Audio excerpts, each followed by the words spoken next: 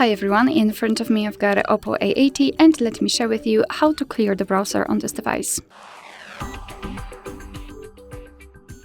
So first of all, let's open the browser. In my case it will be Google Chrome, and then tap on the three-dot icon in the right upper corner. Now tap on delete browsing data, and here we've got some basic options which we can remove, so the history, tabs, cookies, cache and other site data.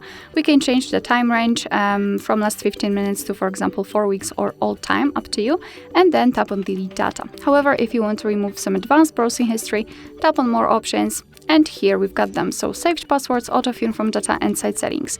Mark the options which you want to remove, change the time range, up to you of course. I will choose all time and then tap on delete data. And basically this is it. So thank you so much for watching. I hope that this video was helpful, and if it was, please hit the subscribe button and leave the thumbs up.